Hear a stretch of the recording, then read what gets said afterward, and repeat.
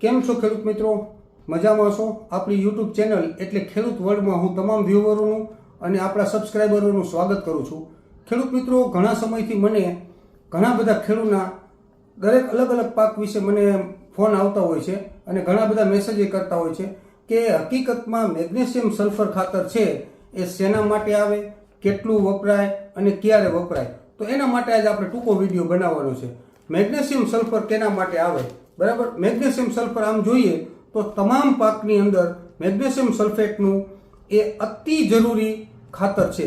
જો મેગ્નેશિયમ સલ્ફેટને યોગ્ય સમયે અને યોગ્ય ટાઈમે નાખવામાં ન આવે તો આની તમારા વાવેલા પાક ઉપર ડિફિશિયન્સી એટલે કે એની ખામી દેખાય છે. તો આવો ખેડૂત મિત્રો, આપણે મેગ્નેશિયમ સલ્ફર જોઈએ તો મેગ્નેશિયમ સલ્ફર એ પાકને હરિયો ભર્યો રાખવામાં મેગ્નેશિયમ સલ્ફરની ખાસ જરૂર છે. તેની વિગતવાર જાણીએ તો મેગ્નેશિયમ સલ્ફેટની અંદર મેગ્નેશિયમ 9.5% અને સલ્ફર 12% આવે છે. મેગ્નેશિયમ સલ્ફરનું કોમ્બિનેશન આવે છે એટલે કે એમાં સલ્ફર અને મેગ્નેશિયમ બંને આવે છે. હવે મેગ્નેશિયમ સલ્ફર આપણે શું મેગ્નેશિયમ સલ્ફર નાખીએ તો શું આપણને ફાયદો થાય? તો મેગ્નેશિયમ સલ્ફર નાખવાથી પ્રકાશ સંશ્લેષણની ક્રિયા છે એ ખૂબ જ સારી રીતે થાય છે અને મેગ્નેશિયમ સલ્ફેટને નાખવું એ ખૂબ જ જરૂરી છે. આ ઉપરાંત મેગ્નેશિયમ સલ્ફેટ છે એ ફોસ્ફરસનું એક્ટિવેટર છે. ફોસ્ફરસને પૂરતા પ્રમાણમાં લભ્ય સ્વરૂપમાં બનાવી અને પોતાનો ખોરાક બનાવવા માટે એક્ટિવ થઈ જાય છે. એટલે મેગ્નેશિયમ સલ્ફર આમાં પણ ઉપયોગ થાય છે. આ ઉપરાંત છોડમાં પ્રોટીન, વિટામિન, એન્ઝાઇમ અને કાર્બોહાઈડ્રેટને બનાવવામાં એ પૂરતા પ્રમાણનું કામ મેગ્નેશિયમ સલ્ફેટ કરે છે.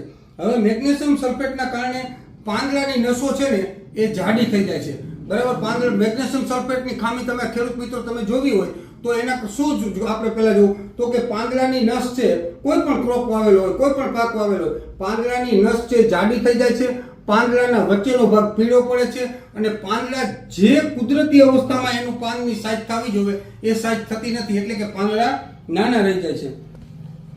હવે મેગ્નેશિયમની વાત આપણે કરી. હવે એમાં આવેલું સલ્ફર છે એ શું કામ કરે?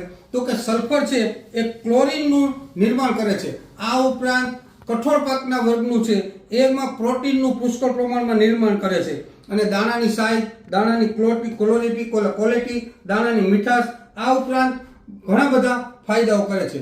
બીજું કહીએ તો કંદમૂળના પાકમાં છે એ મેગ્નેશિયમ સલ્ફેટ છે એ ખૂબ જ સારું કામ કરે છે. દાખલા તરીકે બીટ છે, લસણ છે, ડુંગળી છે, મૂળા છે, ગાજર છે, એનો સ્વાદ, એની મીઠાશ, એની ક્વોલિટી, એની લાઇટિંગ, આ બધા પ્રમાણમાં મેગ્નેશિયમ સલ્ફેટ છે એ ખૂબ જ સારામાં સારું કામ કરે છે. આ ઉપરાંત મેગ્નેશિયમ સલ્ફેટ છે એ ફંગલ ડિસીઝ હોતે છે, એટલે કે ફૂગનાશક હોતે છે.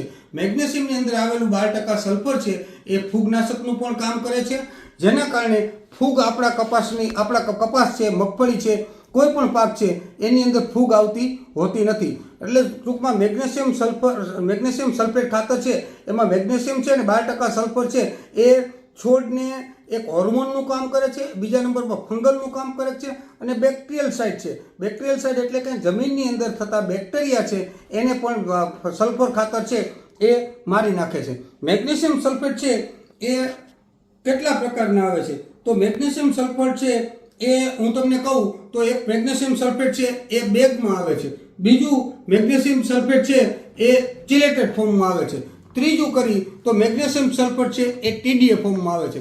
પરંતુ આપણે અહીંયા વધારે પ્રમાણમાં પાયામાં નાખવાનું ચલણ છે અથવા ડ્રીપ ઇરિગેશનમાં આપવાનું ચલણ છે.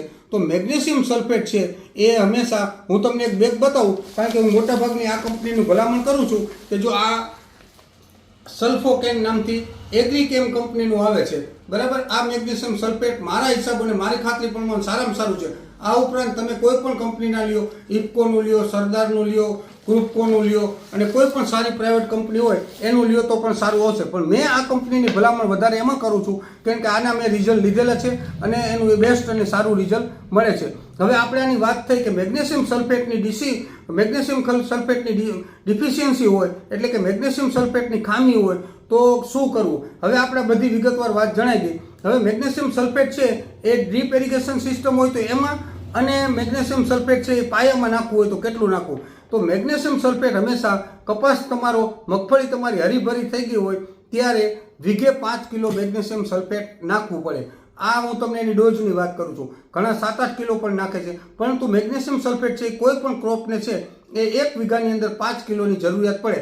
આ ઉપરાંત જો તમે સાંકડા પાટલે વાવેતર કર્યું, એટલે દાખલા તરીકે મગફળીની વાવેતર હોય અને એક ક્યારાની અંદર 7 થી 8 ચા કર્યા હોય તો મેગ્નેશિયમ સલ્ફેટ છે એ ડબલ વાપરવું જોઈએ, કારણ કે છોડની સંખ્યા વધતી જતી હોય છે, એટલે એને મેગ્નેશિયમ સલ્ફેટ ડબલ વાપરવું જોઈએ. જ્યારે તમે 60ના અંતરે કપાસ કે એવા ક્રોપનું વાવેતર કર્યું હોય તો એમાં વીઘે 5 કિલોની ભલામણ રિકમેન્ડેશન 5 કિલોની કરવામાં આવે છે. તો ખેડૂત મિત્રો, આ મેગ્નેશિયમ સલ્ફેટ વિશેની આજે આખી વાત મેં તમને કરી અને બીજા ખેડૂત સુધી આ આપણા વિડીયોને પહોંચાડજો, જેથી મેગ્નેશિયમ સલ્ફેટ શું કામ કરે અને એની ખામી હોય તો એના કેવા કેવા ગેરફાયદા થાય એ બધું જાણવા મળશે. હવે એક તમને બીજું છેલ્લે કહી દઉં કે મેગ્નેશિયમ સલ્ફેટ છે એ કપાસના પાકની ખાસ કરીને વાત કરું તો કપાસના પાકમાં પુષ્કળ પ્રમાણમાં મારા અંદાજ મુજબ ભલામણ કરવામાં આવે છે. જો તમારો કપાસ 70 થી 75 દિવસનો થઈ ગયો હોય તો વીઘે 5 કિલા એટલે મેગ્નેશિયમ સલ્ફેટ અવશ્ય નાખજો, અને 5 વીઘામાં તમે નાખજો અને 5 વીઘામાં ન નાખતા.